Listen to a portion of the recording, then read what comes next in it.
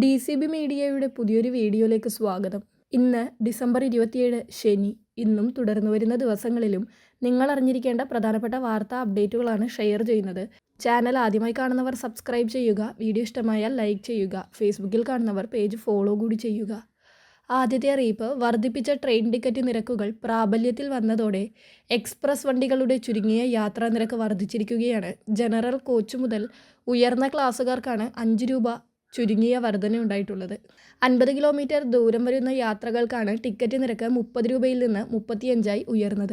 Superfast വണ്ടികളിൽ ചുരുങ്ങിയ നിരക്ക് 45 രൂപ എന്നത് 50 രൂപയായി. കിലോമീറ്ററിന് 2 പൈസ നിരക്കിലാണ് റെയിൽവേ ടിക്കറ്റ് നിരക്ക് വർദ്ധിപ്പിച്ചത്.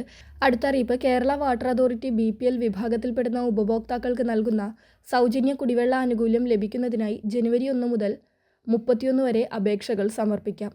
പ്രതിമാസം 15 കിലോലിറ്റർ വരെ മാത്രം ജല ഉപഭോഗമുള്ള BPL വിഭാഗത്തിൽപ്പെടുന്നവർക്കാണ് ആനുകൂല്യം അനുവദിക്കുന്നത്.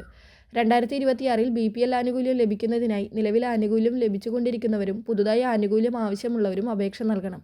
ഓൺലൈനായാണ് അപേക്ഷകൾ സമർപ്പിക്കേണ്ടത്. 2026 ജനുവരി 31 മുൻപ് bpl.app.kwa.kerala.gov.in എന്ന ഓൺലൈൻ പോർട്ടൽ വഴി അപേക്ഷകൾ നൽകാം.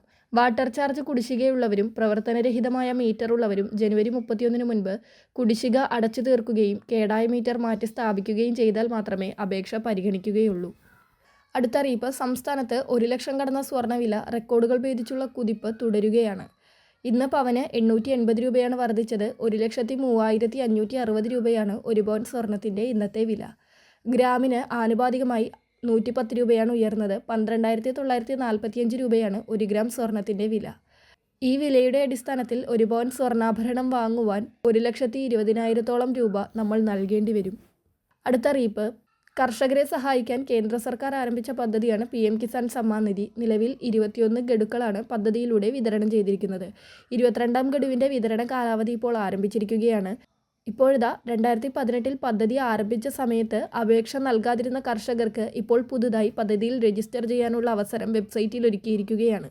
2018 വരെ കൃഷിഭൂമി സ്വന്തമായി ഉണ്ടായിരുന്നവർക്കാണ് ഈ അവസരം. അപേക്ഷകർ 2018-19 കരമടച്ചതിൻ്റെ പകർപ്പും നിലവിൽ ഭൂമി കൈവശമുണ്ടെന്ന് തെളിയിക്കുന്ന ഈ വർഷത്തെ കരമടച്ച രസീതും അപ്ലോഡ് ചെയ്യേണ്ടതുണ്ട്.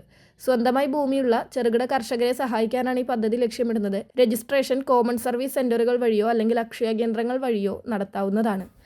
വളരെ പ്രധാനപ്പെട്ട ഈ വാർത്താ അപ്ഡേറ്റുകൾ മറ്റുള്ളവർക്കു കൂടി ഷെയർ ചെയ്യുക.